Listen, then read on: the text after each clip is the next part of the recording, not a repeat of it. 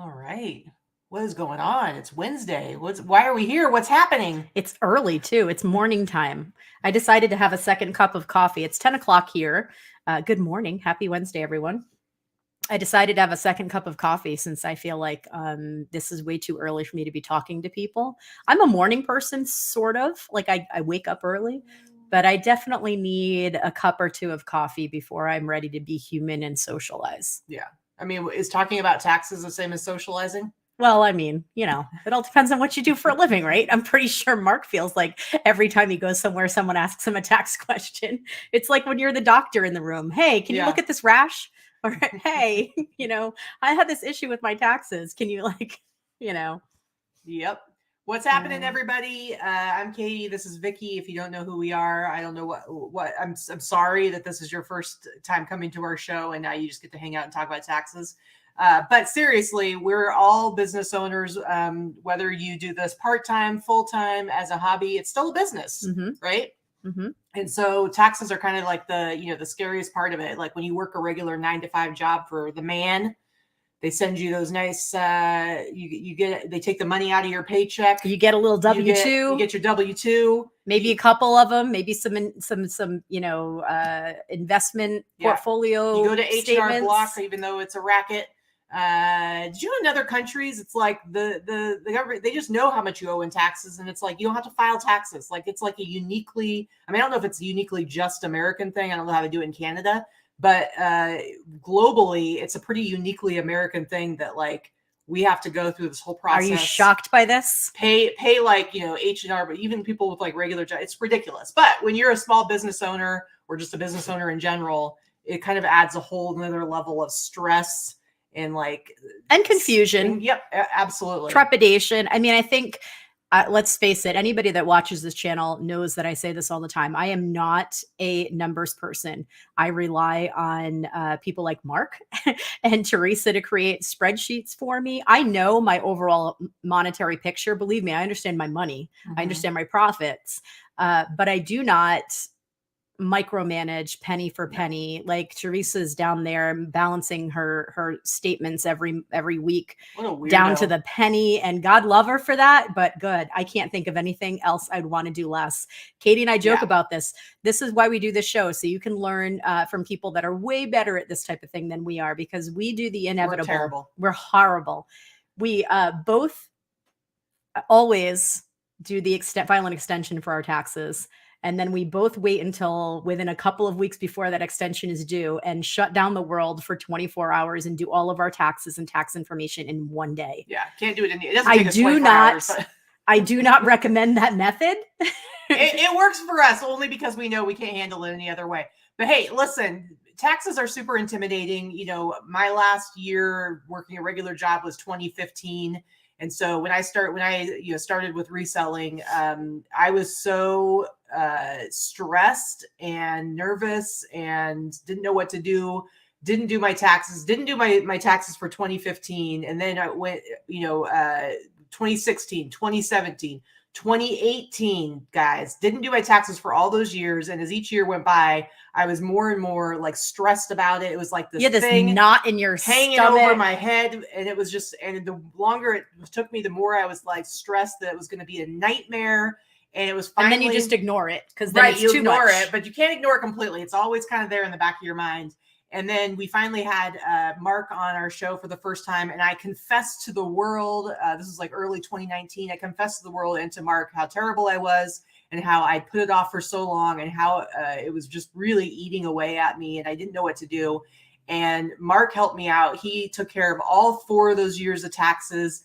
It was way less scary than I thought it was going to be. He made it so freaking easy. And he doesn't make you feel like garbage for being behind on your taxes. That's kind of an important thing to note. Katie, probably a little bit less because she truly doesn't care what people think about her. But I'm one of those people that I'm like, oh, I don't even want to ask this question. They're going to think I'm too stupid. Or, oh my God, I don't want to send this email because I should know this, or I should have done this and I shouldn't be behind. I'm better than this. I'm a community leader teaching people how to sell and I haven't done my taxes in 3 years. What's wrong with me? So all of this kind of stuff gets into your head and it messes with you. So One of the great things about Mark is, he has seen everything, right? It's true. I mean, he's like it's like going to the shrink for Yeah. for a little confession there. He's seen everybody's monetary issues. He has handled all of the problems.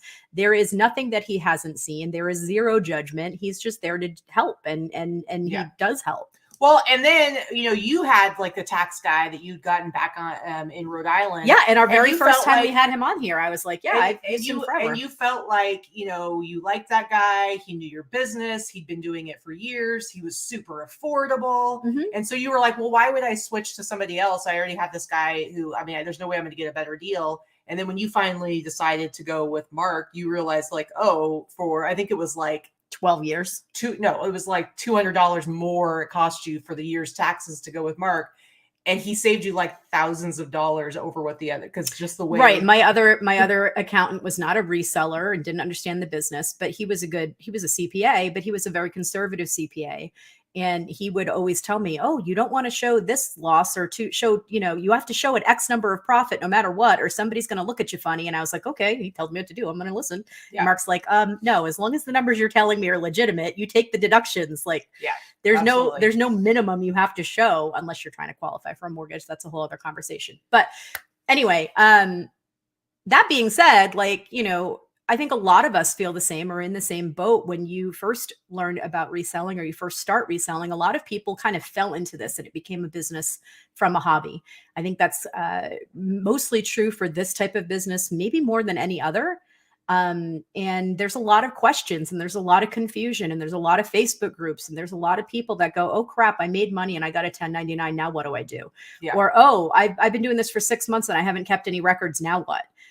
You know what? You start from where you are. Like, that's life. You start from where you are. And as Mark will tell you, and as a lot of other CPAs will tell you, you take those 1099s when you get them, if you haven't already been taking care of your taxes, and you work backwards from those numbers. Yeah. But, we've all been hearing a lot of the rumblings about tax laws changing for online sellers specifically, or people that receive money through various sources, whether you're getting paid through Venmo or Zelle, or you're getting paid through different online marketplaces when they're collecting funds on your behalf. We've all been hearing about these laws and these tax changes that got shoved into the rescue plan thing that nobody really thought much about, and it got approved, but now they backtracked it. So we're going to talk about that a little bit. We're going to let Mark talk to us about the real deal with that, but let's go ahead and bring Mark 2 on. He's from Not Your Dad's CPA, and we're going to bring him in. And he's hiding in a closet, a bare room. Have you been kidnapped, Mark? What's happening? When are you going to decorate your room? I'm in my new finished office space. There's nothing here yet. Oh, okay. We always say to him, Mark, are you in witness protection? It's always a blank wall behind. Well, no, the first time or two that he came on, he had like shelves with books on it and stuff like that. And then he's moved a couple times since then. So maybe next time you'll have some stuff on your walls, Mark. Possibly. Keep it as simple as possible. Well, welcome to the show again, Mark. We're always happy to have you here.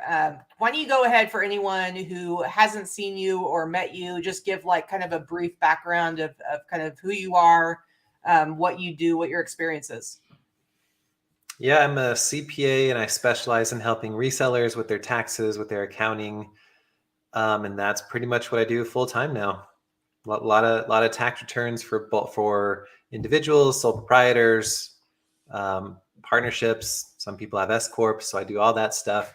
Probably 80% of my clients are involved in some type of reselling, whether that's just thrifting or wholesaling or Amazon FBA or consignment. I'm missing a few others, but yeah, I've seen a lot of stuff. Every once in a while, I'll get a question that I'm like, oh, I haven't thought about that one, and I mean that's how I learn. But yeah, so that's what I do. I have clients all over the country. I'm based in Utah, but I do almost everything virtually. Got and so it doesn't matter, like for anybody who's like thinking, well, I want to hire a CPA, or maybe I want to try Mark services. It really doesn't matter what state they're in, as long as they're in the US, right?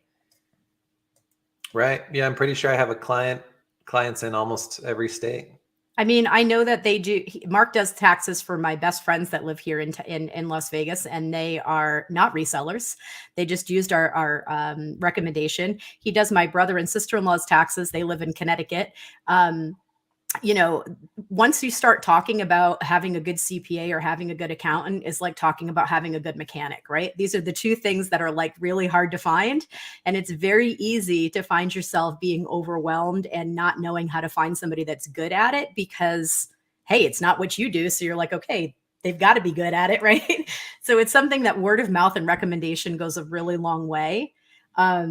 If you feel like you trust that person with your finances, then, or you trust that person with your car that's making the clunky noise, that kind of thing is really important. So, I think, Mark will be doing my taxes as long as he is doing taxes. That's all I have to say. Don't retire anytime soon. He's a little bit younger than me, so I think we have some time. Who knows? Now, Mark, you said that this is pretty much all you're doing now. Are you not selling it all anymore?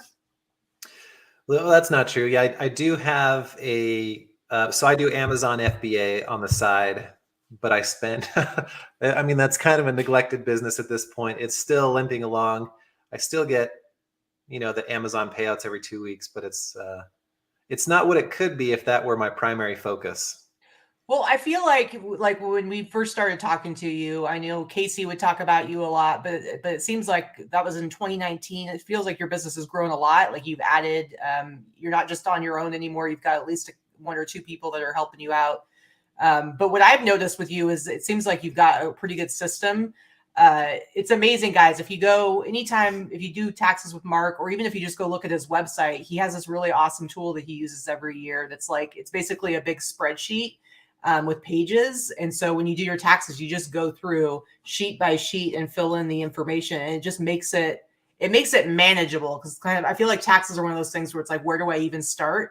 But whenever I sit down to do my taxes with you, Mark, it's like I just go, it's like start on the first page, fill out this information, go to the next page, fill out that information. Mm-hmm. And it makes it seem, I don't know, almost palatable. It's way less intimidating because, he's got this perfect formula spreadsheet that he's created that gives him line by line all of the information that he needs to then plug it into your tax returns. That's why, first of all, your tax returns are done so quickly. I mean, I've never had an accountant get anything back to me as quickly as Mark does. But it makes it easier for him. And then if you have questions, you just send those questions with your paperwork. Because I know I do sometimes. I'm like, I don't know where I'm supposed to put this line. I don't know what category this goes under. So I just send it in an email and I'm like, okay, well, I have this too, this income or this deduction, and I don't know where it falls. So you tell me. And he's really good about knowing exactly where it goes, obviously. And he'll tell you, and then if he has questions or needs clarification on some document you send him, you just go back and forth with a couple of emails and boom, then your stuff's done. He's like, oh, everything looked good. Looks good to me. It's great. I don't know why I dread doing this every single year because he really does make it a very easy process. Yeah, it's true. That's just me. That's my head. So Mark, this last year, everybody was, you'd see like all over the Facebook groups and everywhere, people freaking out about this whole like $600 thing now. Cause it used to be like on, if you sold on eBay or other platforms, I think eBay was like, if you hit $20,000 or over 200 transactions, I think it was in the year, they would send you a 1099, which means they sent the government a 1099, which means now the government knows how much you made on eBay. They didn't even do that for years, but they started doing that. But yeah, so then they, had this legislation where they changed it to where this last year or this 2022, basically anything over $600 was going to result in a 1099, whether you're selling on Facebook and using PayPal, using any of the different platforms. And so, of course, everyone's freaking out, asking the questions like, well, now I guess I have to, report this income. I think the biggest. My question to Mark is, what's the deal with that? And what should people be concerned about or not concerned about? What's happening with it? Yeah. Yep. So they reduced that threshold and up until just a few weeks ago, till the very end of 2022, they came out and they said, oh, actually, we're going to postpone that for another year. So, I mean, first of all, yeah, just to back up a little bit. So, I mean, a lot of us are used to getting a 1099. It's a 1099K from PayPal or eBay or Poshmark or whoever's sending it. And they just they will send that to us when our sales exceed those thresholds you mentioned, the $20,000 or the 200 transactions and the 200 transactions. And that, I mean, that doesn't really affect our taxes at all. It just means that the IRS is going to have visibility to that because they're also sending that information to the IRS. So then if we don't include that activity on our taxes, the IRS is going to get our tax return and say, hey, where's the eBay sales? And then they'll send us a letter, and it's just easier to avoid having to do that. It's not that big a deal. But not receiving a 1099 doesn't mean that you're off the hook for taxes. Like that income is still, or any profit you have is still reportable and taxable. It's just that the IRS isn't going to have visibility to it. But anyway, they were going to reduce that threshold to 600 for 2022. That's now been postponed to 2023. But my guess, they're getting a lot of pressure. Congress is getting pressure to raise that threshold from 600 to something higher, like 10,000 or something that's more manageable for people. Because once you get down in the 600, into those low levels, there's a lot of different types of sellers who are going to be affected by that. I mean, there's a lot of people, maybe they only have one sale all year. Maybe they're not a reseller at all, and they just happen to sell a couch on eBay or something for $600, and maybe they purchased it for $1,000. So since that's a personal sale and it's a loss, there's no reason for them to have to report that on their taxes. But all of a sudden, the IRS is getting visibility to this sale, and they're going to expect that person to report it on their taxes, even though it doesn't have to be. So, and eventually that person can explain, well, this was a loss. It was a personal sale. It's not taxable. Eventually it'll go away, but you can just see it'll create, I mean, millions of micro problems. Mm-hmm. It was just going to be a fiasco. So all the paperwork and the manpower and the paperwork to do this additional tax work is crazy to me. Like those of us that have adult children, like myself, may understand this. When you're sending your kid money through Venmo or Zelle or PayPal, like I do, occasionally my kid wants money for something. I've certainly sent her more than $600 a year. And now I've created some tax. Now the IRS, if this goes into effect, will have created some additional tax problem for her that she's going to have to pay more money in order to have an accountant or a CPA or someone that prepares her taxes, look into additional 1099s. A way that a lot of accounting firms work, or even H&R Block, the more 1099s or W-2s you produce, the more money it's going to cost you for them to do your taxes. And this just creates a whole myriad of problems for people. It's not just like, as Mark says, you see a lot of people on the message boards talking about and saying, okay, you're supposed to be claiming your profit from day one. Yes, theoretically that's true, but receiving income isn't always receiving profit, as Mark said. So this creates a myriad of problems for people that are not just resellers, and it's just going to bog down our infrastructure at the IRS, to be honest. So I don't know what's going to happen with that. You mentioned the whole thing about, you sell a couch for 600, but you bought it for 1,000. Can you talk a little bit more about because it is the whole thing of there's a difference between I'm going out and getting this stuff to resell it, as opposed to something that I bought personally for my house, and now maybe a few years later I'm going and selling it. What's the difference between those two things, and how should people be, I guess, accounting for, okay, I'm selling this personal item and and I actually paid more for it than I'm selling it for it now, so I shouldn't have to, basically pay taxes on that.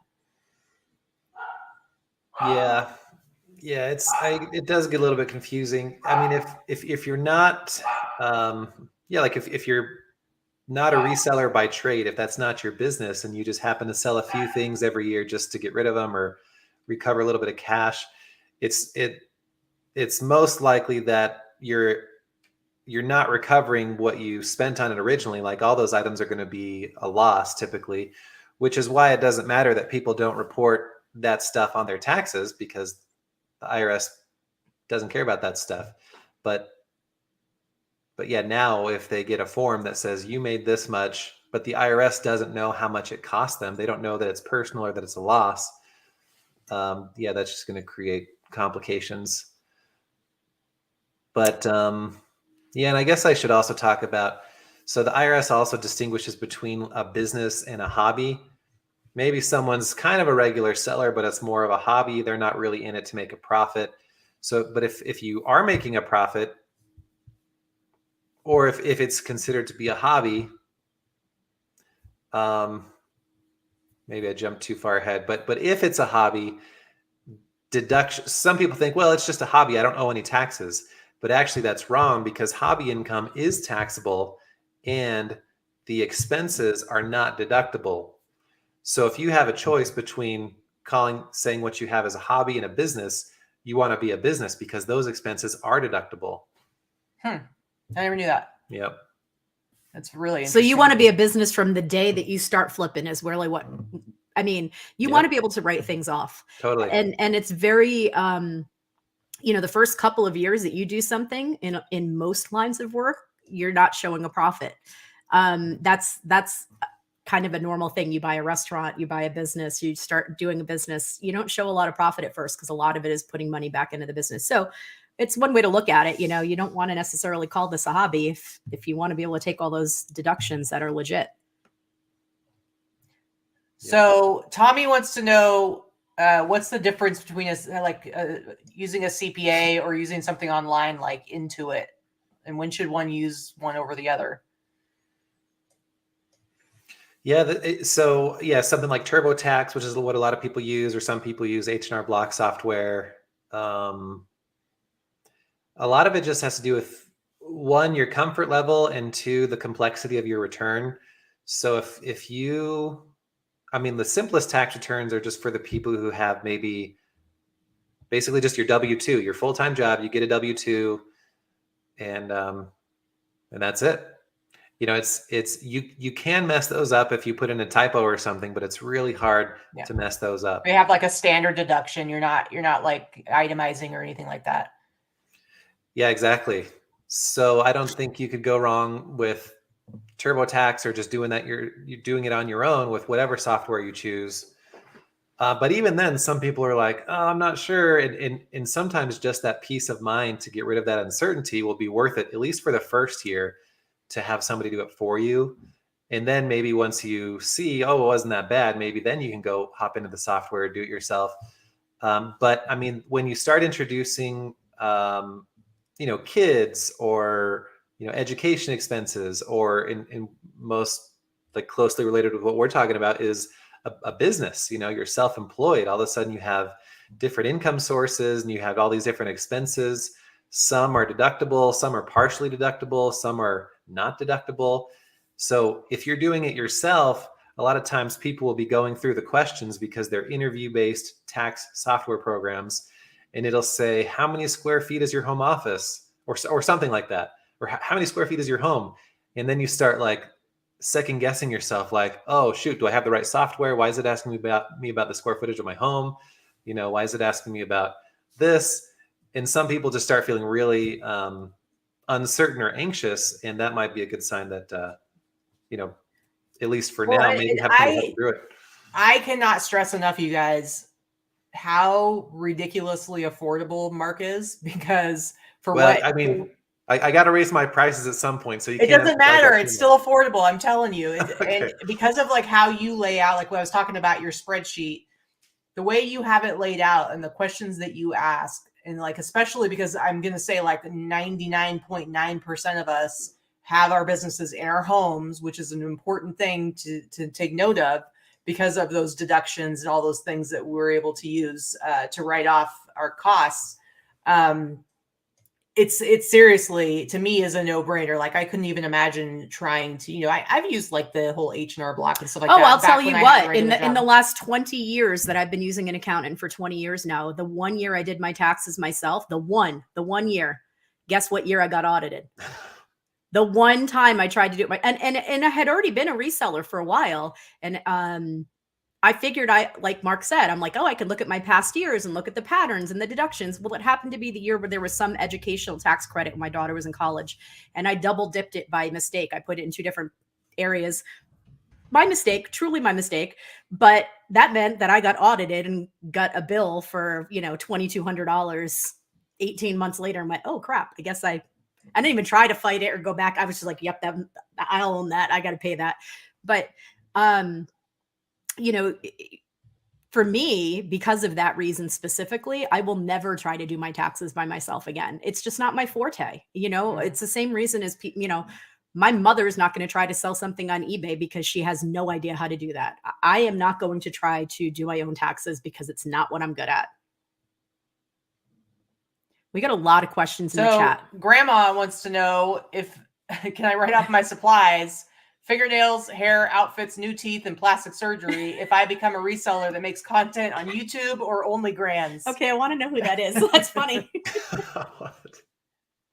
I don't know about the plastic surgery, but there is some, like, for instance, like we have our YouTube, it is monetized, and like Vicky's got her brands that her. But I've never written off my hair. That her hair is pink, so technically, her getting her hair done should be a write-off, shouldn't it, Mark?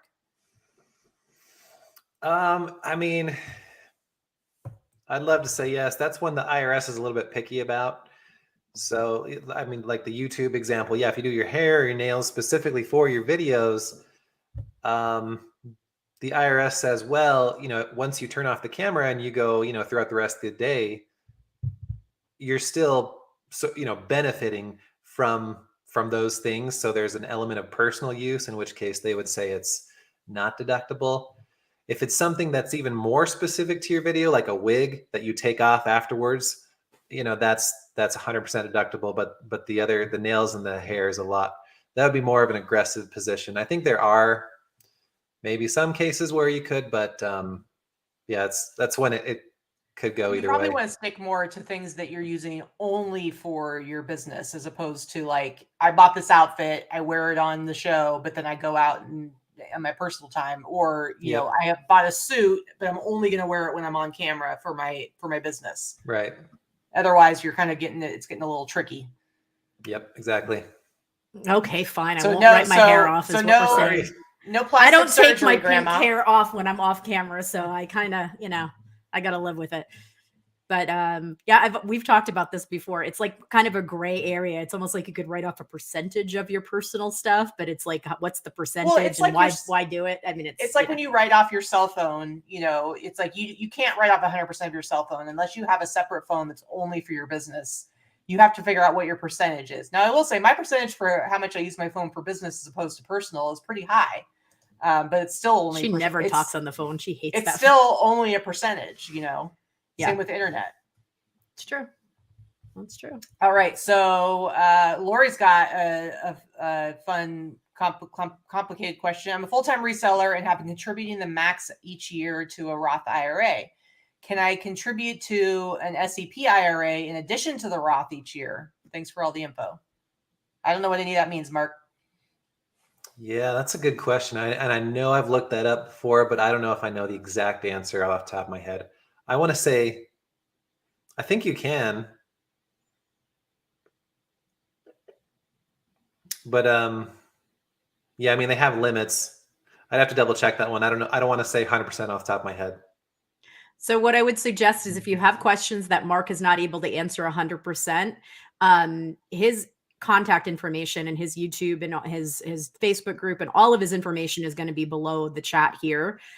Shoot him an email. It might take him a couple of days to get back to you with his schedule, but shoot him an email if there's a specific question that he didn't answer fully or can't answer fully off the top of his head. And he's super easy to find. He's Not Your Dad CPA on pretty much every social platform. I do have a link below that's specifically to his tax academy, but we'll talk more about that in a little bit. But it does take you to his website, so it's super easy to track him down to ask him a question. So Robin has a really good question. It's a two-part question.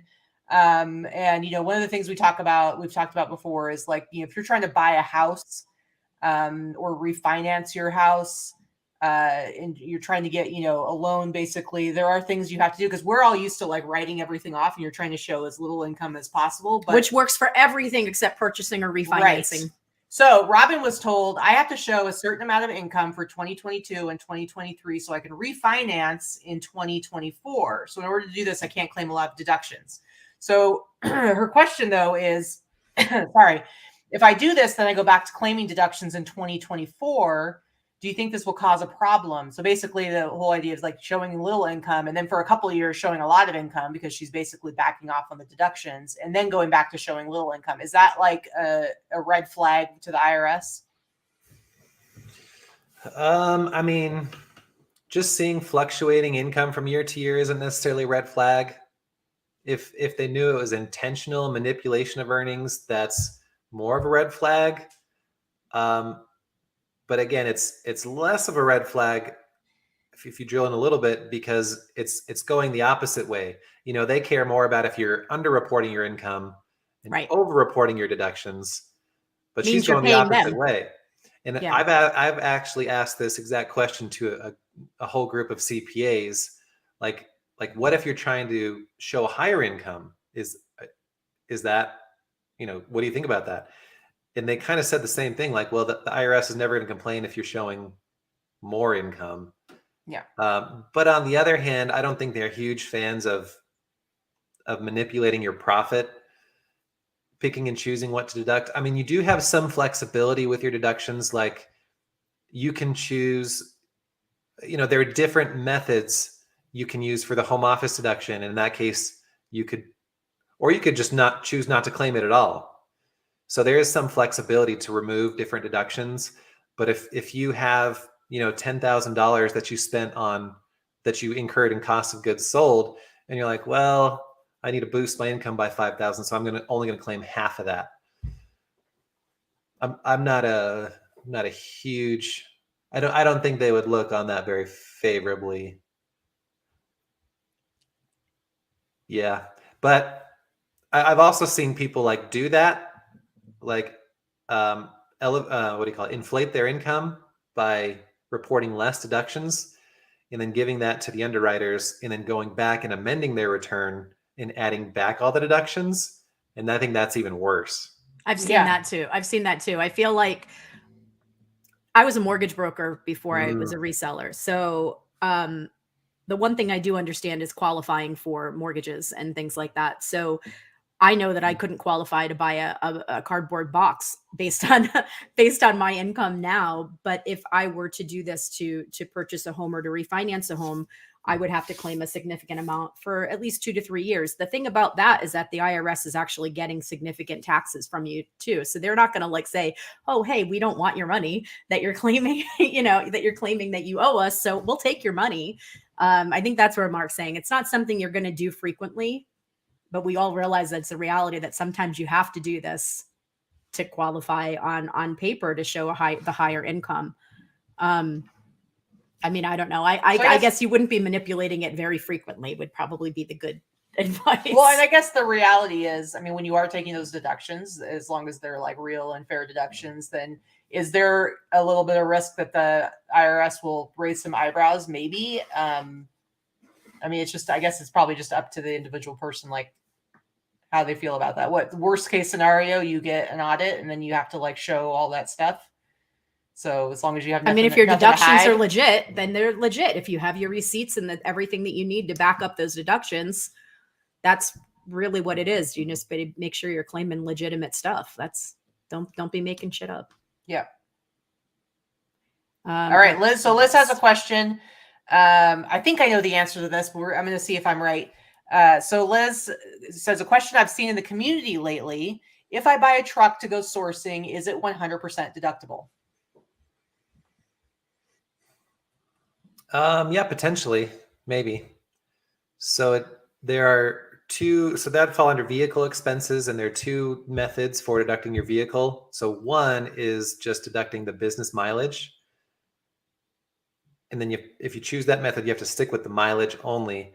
Or the other method is deducting the actual expenses, and that includes the gas, the maintenance, insurance, and it includes the actual cost of the vehicle itself.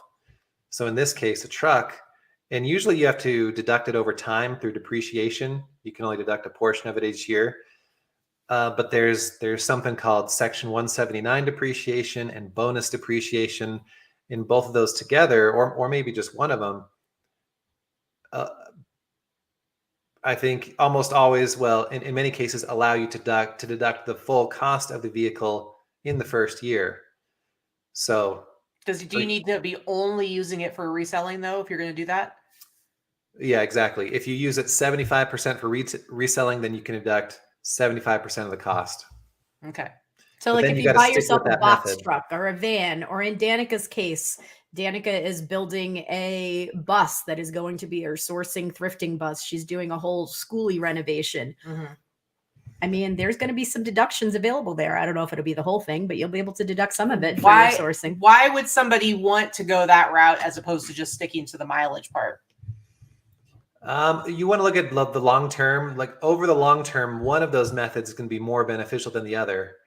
So somebody who maybe has a car that costs less, that incurs a lot of miles, for them, the mileage method might be more beneficial. But if you go out and you buy, like, I don't know, a more expensive car and you don't drive as many miles, in that case, this actual expenses method might be the way to go. So like if we decide we're going to get one of those, was it Mercedes that does the Sprinter, the Sprinter vans, those really nice tall vans. And we're going to get that because we want it for sourcing. And really, if we did that, it's probably the only thing. We wouldn't be like driving around doing other stuff with it. It would be specifically for, it'd be more beneficial for us to go the kind of a little bit more complicated, but more beneficial route. Yeah, potentially. And that's funny. So a few years ago, I got a new client and he was only 17 years old, and it was causing some issues because he couldn't file certain forms because he wasn't 18 yet. So that was funny. But anyway, now I think he's got to be, I don't know, 19 or 20, but he makes a few $100,000 selling stuff that he's getting from China. Yeah. not what am I doing wrong in my life? I know, right? I see a lot of cases like that. So I'm questioning my career choice every day. Just kidding. Right. I enjoy what I do. But so he asked me the other day, he's like, hey, could I deduct, if I buy a G-Wagon, could I deduct 100% of that through my business? I didn't know that. I had to look up what that was. It's like super nice Mercedes I don't know Benz. what that is. Anyway, that was funny. Callie wants to know, can you just do my taxes for me? I can answer that. Yeah, he can. Well, I guess I should ask you, Mark. Are you taking on new clients this year for taxes? I do have some wiggle room. Yeah. So just feel free to shoot me an Okay, so email. if somebody wants you to just do their taxes for them, what do they need to do? You can either email me or just go to my website, notyourdadscpa.com, and there's a tax section on there, and you just sign up on the form on there. All right, Callie, you should definitely talk to Mark. I recommend him highly. So along with that, you not only do you do taxes for people, you also have a tax academy. Do you want to tell us a little bit about your tax academy and how that's different from just having you do their taxes? Yeah, so it's my online course. It's go at your own pace. It's 9 separate modules, but it's not so much about teaching you how to do your taxes as it is teaching you what you need to learn and what you need to be doing throughout the year, most optimized tax situation possible. And the analogy I always use now, that maybe I've already used with you before, I don't remember, is like if you're a dentist, if you have a patient who's not brushing or flossing all year and they come to you and they say, okay, work your magic, just fix everything, make everything better. There's only so much he or she can do in that moment. But if you were doing the things that you should have been doing throughout the year, brushing, flossing, and all that, then you're both in the best situation possible to really optimize whatever the goal is. And that's kind of how it is with taxes too. So a lot of people, they come to me at the end of the year and I see that their income was at a level where they could have saved X amount more had they been doing this, or had they been an S Corp, or all these other things. And that's really what Reseller Tax Academy is about. First of all, it'll give you the basic knowledge that's going to empower you. What taxes are you subject to? What are the deductions you should be paying attention to? Introduce you to bookkeeping, all that stuff. Yeah, and whether you do your own taxes or have somebody do them for you, it's going to empower you and allow you to have those discussions, intelligent discussions with your professional or whatever. So it's really about, that empowerment and that peace of mind. And there is, we have a live Q&A sessions every month. There's a Facebook group, so it's not like you're all alone either. You've got a lot of support both with Mark and other people that are using and going through the academy in the Facebook group. And I just want to say we have a couple of testimonials in the chat from people that have actually participated and used the Tax Academy. Red Robin said, did the Tax Academy 2 years ago, well worth it. And Jen Goodell said, I've been doing it at my pace for the last 3 years. Good for you, Jen. At least you're doing it. So here's the deal, guys. So the Tax Academy, super worth it. And like Mark says, not only do you get all these kind of modules that you can go through at your own pace, but you also have extra access to Mark. You get to be a part of a Facebook group that do some lives. It's a private Facebook group. And then every year you do kind of a big, like an annual sale, Mark. And so right now your sale is going to be starting, today's the 25th. It's going to be starting on January 31st. And I think the first part of it is the 31st through February 2nd. And people get, if you sign up during those 3 days, you get $100 off the price, which what's the regular price, Mark? So it's $3.99. So you get $100 off. Yeah, you get $100 off. And then I think you have after that, there's a few more days where you get $75 off. So there is a link below, guys. If you check out the link, and you can go and see all the information and everything that's included and everything about it. Also, I want to just interject and say your cost for the Tax Academy is 100% tax deductible also. So this is a business expense. It is a tax expense. It is something that you're using to better your business. Don't be like Katie and I and wait until the last 2 weeks before your extension runs out and do your taxes in one day. And we're basically try not to kill each other. In Mark's analogy, we're the ones with raggedy, dirty teeth. We're the terrible people that haven't brushed our teeth in a year and then go to the dentist and say, fix it all. But yeah, I mean, I wanted to also, I meant to ask this question earlier. So when you're talking about, whether you're going to deduct your vehicle all at once or using the depreciation method or using your mileage method, keep in mind that mileage deduction cost keeps increasing almost every year. So if you use your car to drive and source, Danica specifically, I'm looking at you because, girl, you drive all over the damn country going sourcing. And yeah, I hope you're keeping a mileage log. But what is it at right now per mile? 37, 30. No, for 2023, I think it's 64.5 cents. Yeah. See, geez. Wait, when's the last time you looked at it? 1997? I haven't paid attention. Yeah, it's over 60 cents a mile. 64 cents a mile. No, it's 65.5 cents. All right. That's a lot, guys. That's a very lot. significant deduction. I mean, we pay enough for gas and maintenance and that's a pretty good deduction to be using. So don't skimp on using that mileage deduction. And it's very simple to keep a mileage log. There are apps for it. There's MileQ. There's a couple of different apps. But I mean, even if you're old school like me, keep a little notebook in your car, jot it down. That's actually one of the best ways to do it. And then you keep it, you can also be like Teresa or some other people that know exactly what their mileage is for each trip that they take. Okay, what X number of miles to and from the post office, X number of miles to and from your sourcing honey hole that you go to 5 times a week. Those type of things are so easy. Yeah. So Danica, 7,000 miles in 2022. That's like what, close to $4,000 in deductions? 47 times 6, 4,200 and change. Are you doing the math? I just did a quick Yeah. general. It's okay. About close to 4,000. Over 4,000. Well, let's get the calculator, guys. Okay, we're gonna do this. We're gonna figure out Danica's deduction for mileage deduction. We got 7,000 times 65. 0.655. Yeah, it's $4,585. That's a huge deduction. That's huge. Yep. So you definitely want to be on top of that stuff. So Rosie wants to know, Crystal wants to know, what if you use the same vehicle for 2 different businesses? That's us. Yeah. I mean, I guess it would just be, We split it. yeah, it's whatever we use for each of our businesses. So We split it because we keep our taxes separate because our businesses are separate, but we share a vehicle. So yeah. So I don't know. If there's something else you wanted from that, Crystal? Let's see. But yeah, guys, the Tax Academy, you definitely want to check it out. Go check out all the information that's down below. Follow the link, and then when the 31st comes, you're going to have to follow the referral link, the affiliate link, in order to get that $100 off. I want to answer Patty's question right there. What if you didn't keep a log? It was hit or miss. It's better.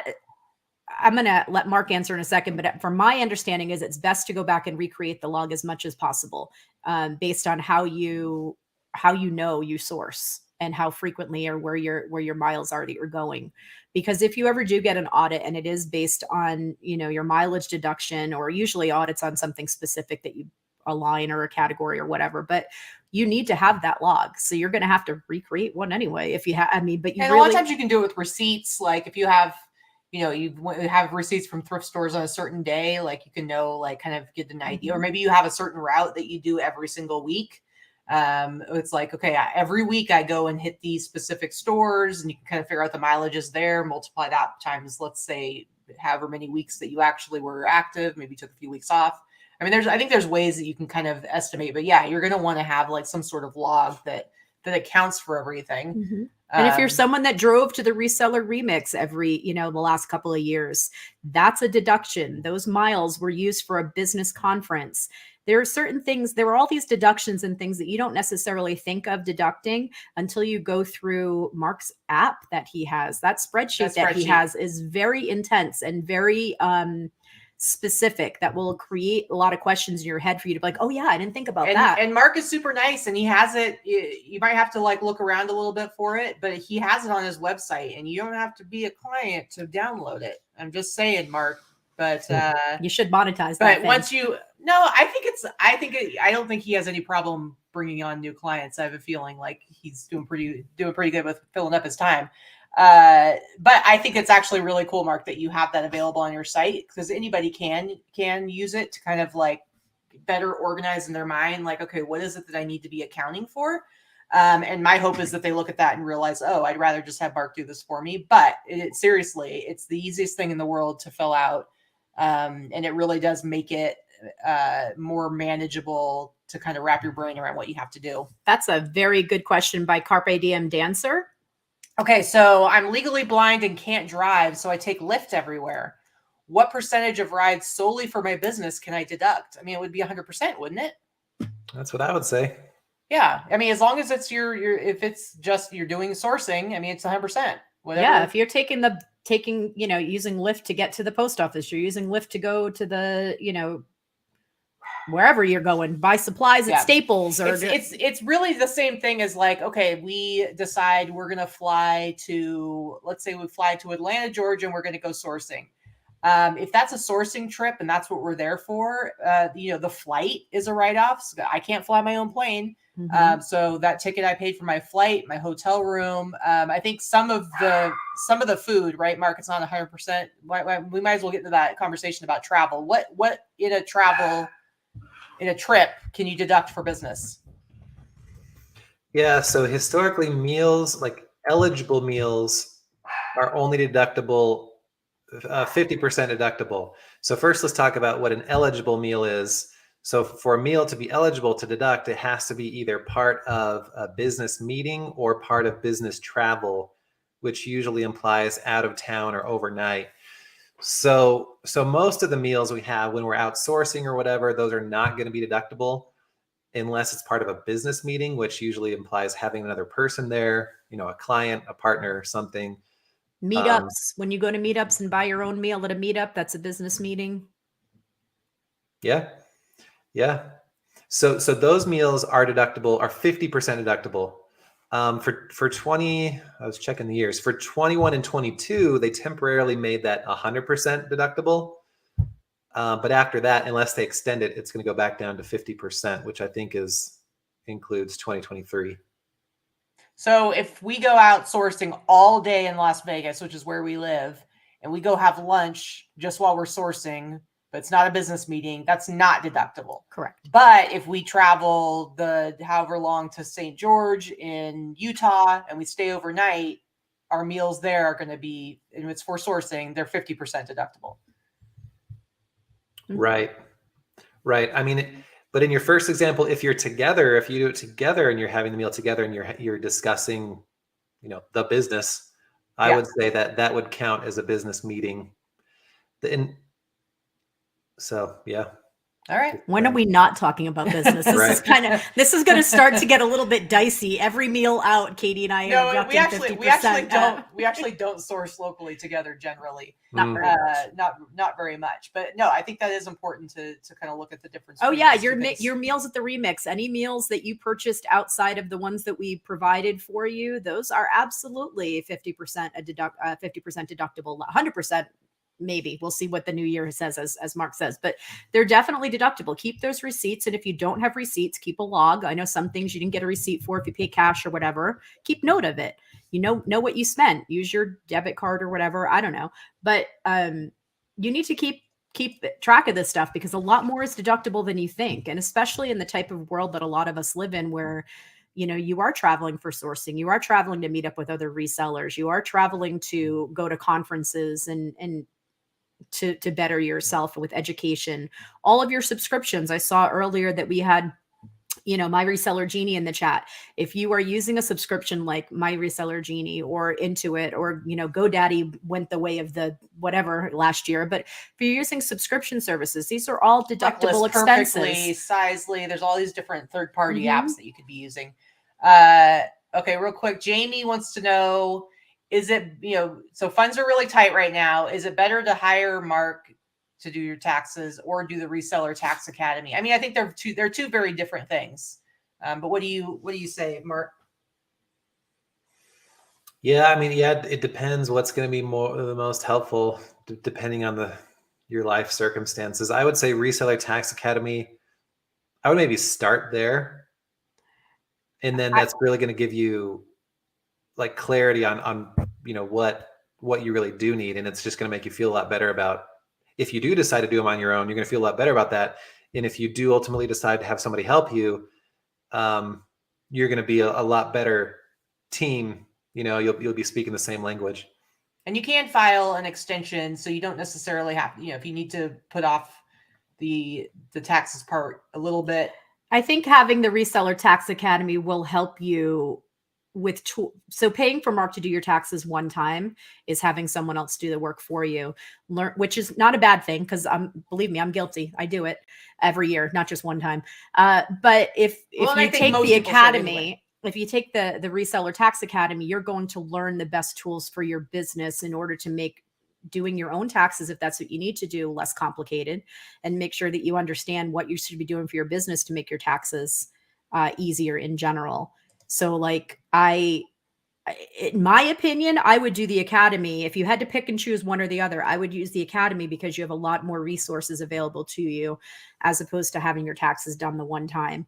Because if you do it right and you learn from the academy, you're not going to have a problem having the funds to pay for Mark to do your taxes in the future, because you'll be better managing your business funds. That's just my, teach a man to fish kind of thing. So that's my advice. Take it for what it's worth. All right. And then Jamie says, how much is first appointment with Mark right now? Well, I know somebody said earlier that they they did like a little session with you, Mark. I mean, to a certain degree, you're willing to talk to anybody in a brief kind of chat. And then there's other service. I mean, you do bookkeeping services. You provide a lot of things if people are wanting to go that route. But as far as a consultation, I mean, you're generally willing to do those, aren't you? Yeah. I have spots open for consultations. I closed those down pretty much February through April. And then I also have exploratory phone calls, where it's just like, to see if it makes sense that we work together kind of thing. Yeah. Mm-hmm. So basically, if you're interested, maybe you should get in touch with Mark sooner than later. Yeah, definitely. I mean, his spots are filling up. Most of them are probably already full. He only has so many hours in the day. The poor man needs to sleep at some point. And he does have a bunch of kids and a wife, so, they'd like to see his face before April 16th. I saw that Danica's asking, looking for a CPA that specializes in gambling losses. Just kidding. My friend made me say that. I did not text you, Danica. That was not me that texted you. So I'm not taking responsibility for that one. So Tommy asked, I'm a little confused. Is Tax Academy doing your own taxes? No, it's learning about the tax process and how to prepare for your taxes, whether you do them yourself or have someone else do them. It's setting up your business and your bookkeeping and your and teaching. how you kind of run your business throughout the year. It's setting yourself up so that you are prepared to do your taxes. It's not included, separate things, right, Mark? Yeah. I mean, we talk about what's a sole proprietorship. Should you be an LLC, an S corp, the deductions, what to do if you get audited. I mean, self-employment tax, income tax, like all the different stuff you should be aware of that you're subject to. So just giving you that foundation. Yeah. And you also have access to that private Facebook group because listen, if you're in a Facebook group, you've seen posts. Oh, the idiocy. The idiocy that is out there is and crazy. Some people know what they're talking about, but you'll look at any thread that's talking about taxes and there will be 50 different opinions about what this means or what that means or what you should do or what you shouldn't do. And should you be deducting this? So, I mean, if you want to have like access to pretty definitive information, because I'm assuming Mark keeps on top of that in that group, then that's the way to go. Especially if you're very nervous about kind of making sure you do the right thing with your business. Yeah, taxes are the one thing that you don't want to skimp around with or try to mess with when I mean, let's face it, the IRS is scary, right? You don't want to have liens on your property or on your business or on your on your credit because you messed up. And you could have saved yourself a big headache by hiring a tax professional, whether it be Mark or someone else that specializes in what you do, or learning how to, take care of your business and the information all along. And again, we had my reseller Jeannie in the chat. That's another resource. We're going to have them on the show at some point relatively soon to talk more about what they do and how they're filling that gap where GoDaddy has disappeared. And, they have a very simple program that will help a lot of people, weekly, monthly, whatever, reconcile their information so that it's ready for when you want to do your taxes. All right. Do you have any more questions? We're down to the show's been going for about an hour. Mark, why don't you tell us what is your number one best piece of advice you would give to somebody when it comes to taxes and they're running their own business? Yeah, it's not as exciting as I'd like it to be. I mean, but it's typically just well, I guess I kind of have two, but I mean, one is just to make sure you have a separate bank account. I mean, it sounds kind of boring and so simple, but it can make a huge difference as far as eventually being able to give you visibility into your numbers and just having those ready also for the tax return. So make sure you have a separate bank account. Most of us are, or most resellers, when they start out, they're sole proprietors by default. And if you're a sole proprietor, you can just use a separate personal account. It doesn't even have to be like an official business account. That's what I do. Yeah. Because business accounts tend to have a higher monthly charge depending on what bank you go to. I have a separate checking account that I use just for business. Yeah. And it'll make your life easier because then you won't be like trying to sort through all the personal stuff and piece together what the activity of the business was.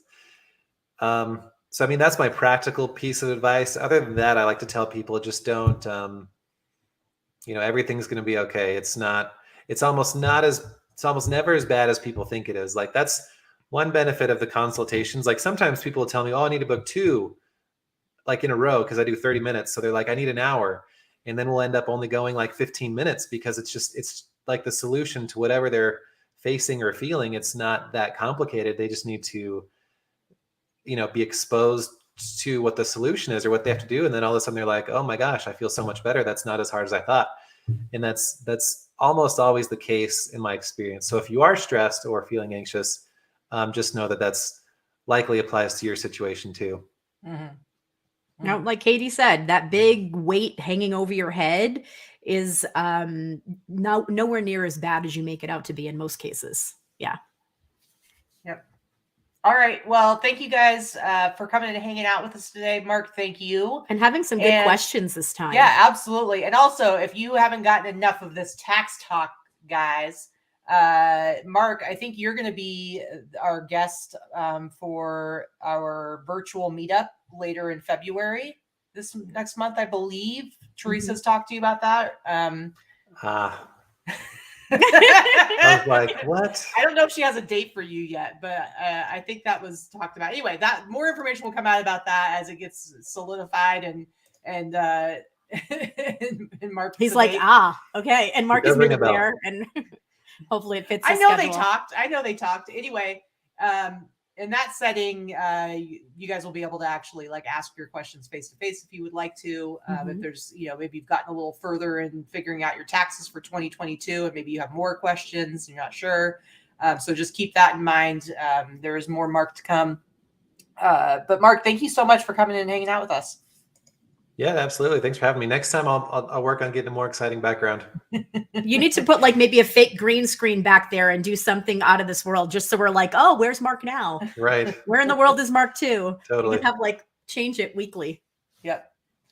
All right, everybody. We will see you on Sunday for our regular show. Thanks, Mark. Bye.